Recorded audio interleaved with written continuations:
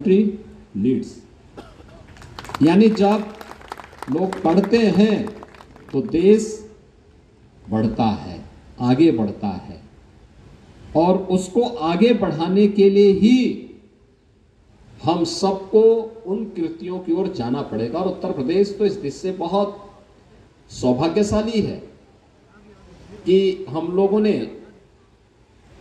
आम जनमानस की सुविधा के लिए वैदिक संस्कृत को व्यवहारिक संस्कृत में देने के लिए महर्षि वाल्मीकि उत्तर प्रदेश की धरती में पैदा हुए और उन्होंने रामायण जैसी कालजयी रचना, दुनिया का पहला महाकाव्य उन्होंने रामायण के माध्यम से दिया था। समय के अनुरूप जब लोगों को लगा कि नहीं, अब संस्कृत के अलावा और भी व्यवहारिक चीज आनी चाहिए, तुलसीदास जी के बारे में कहते हैं कि तुलसीदास जी ने जब रामायण की रचना संस्कृत में करनी प्रारंभ की तो जितना लिखते थे उतना गायब हो जाता था। बाद में कहते हैं कि बजरंगबली ने उन्हें दर्शन देकर के उनसे कहा कि उन्होंने रामचरितमानस को अवधि में रचा था। आज आप देखते होंगे अवधि में रामचरितमानस घर घर में गाई जाती है, घर घर में उसका वाचन होता है। हम लोग उस परंपरा के वारिस हैं जहां सामान्य दिनों की बात तो दूर, युद्ध भूमि में भी जब दो सेनाएं आमने सामने खड़ी हों तब दुनिया का सर्वश्रेष्ठ ग्रंथ रचा जाता है। और श्रीमद् भगवत गीता के रूप में वह आज भी 5000 वर्षों से हम सब के लिए एक नई प्रेरणा का केंद्र बना हुआ है। कुरुक्षेत्र धर्म क्षेत्र हो गया। आज भी कौन ऐसा सनातन धर्मावलंबी होगा, नहीं होगा कि जो कुरुक्षेत्र जाकर के वहां पर उस कूप में स्नान करने की इच्छा न रखता हो। यानी उस महान परंपरा के हम वारिस हैं और वह महान परंपरा आज अपनी पुस्तकों से भाग रहा है। और यही कारण है कि हम डिजिटल युग में टेक्नोलॉजी के कितने दास हो चुके हैं कि आज बच्चों को गिनती नहीं आती, टेबल नहीं आदत उनको आती है।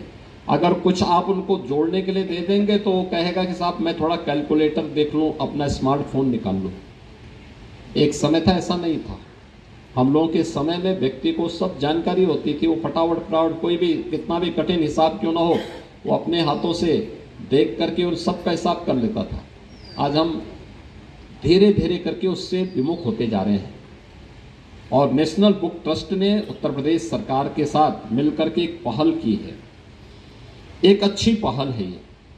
इस पहल को हमें घर घर तक पहुंचाना है और मैंने जिला प्रशासन से भी कहा है, हमारा एक तो मैं कहूंगा कि चिंतन की परंपरा को हमें विकसित करना होगा। कुछ कालजयी रचनाएं देनी पड़ेंगी। आवश्यक नहीं कि किसी एक विषय को लेकर के दें, अलग अलग विषयों को लेकर के। वह युवाओं के लिए हो सकती है, बुजुर्गों के लिए हो सकती है, बच्चों के लिए हो सकती है, किसानों के लिए हो सकती है, श्रमिकों के लिए हो सकती है, उद्यम के लिए, उद्यमशीलता के लिए हो सकती है।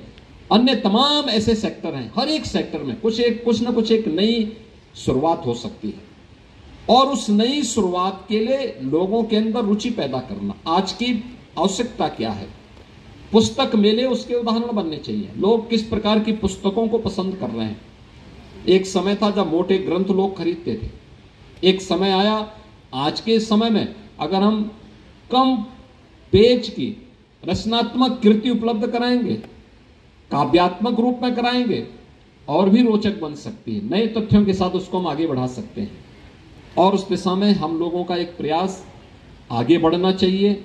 मैं लेखकों से भी यही अनुरोध करूंगा, समाज से जुड़े हुए सुधीजनों से भी यही बात करूंगा, समाज के उस चिंतक वर्ग से भी जो समाज के मूल्यों को लेकर के, समाज के बारे में अपने चिंतन से समाज को प्रभावित करता है, नेतृत्व वर्ग से मैं इस बात को आग्रह करूंगा कि वह उसको लेखनी का स्वरूप देने का प्रयास भी करे और उस प्रकार की कृतियों को समाज के सामने लाने का प्रयास करेगा तो वर्तमान पीढ़ी को भी एक नया मार्गदर्शन प्राप्त होगा। नेशनल बुक ट्रस्ट ने पहल प्रारंभ की है। लखनऊ में 30वां संस्करण गोमती नदी के तट पर गोमती पुस्तक महोत्सव के रूप में है।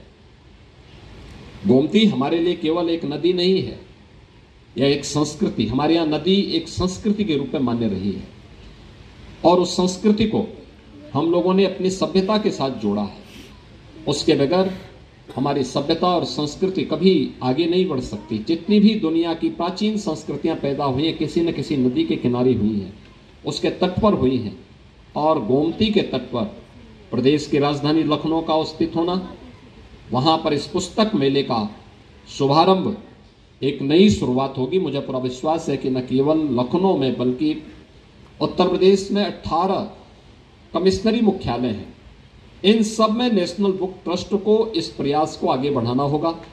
जिला प्रशासन प्रयास करे कि लखनऊ के हर एक संस्था की उपस्थिति इस पुस्तक मेले में अगले 9 दिन के अंदर हो।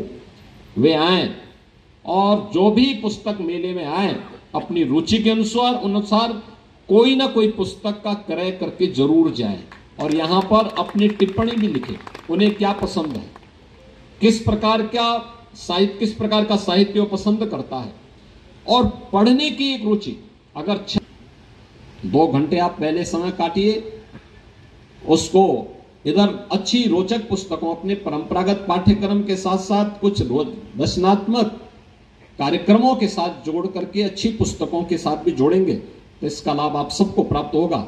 मुझे पूरा विश्वास है कि यह गोमती पुस्तक महोत्सव अपनी ऊंचाइयों को प्राप्त होगा और उत्तर प्रदेश की आबादी के अनुरूप देश के सबसे बड़े पुस्तक मेले के रूप में हमें इसे आगे बढ़ाना होगा। इस विश्वास के साथ मैं नेशनल बुक ट्रस्ट को और इस पूरे आयोजन के साथ जुड़े हुए सभी महानुभावों को हृदय से धन्यवाद देते हुए आप सबके प्रति मैं अपनी शुभकामनाएं देता हूं। धन्यवाद। जय हिंद।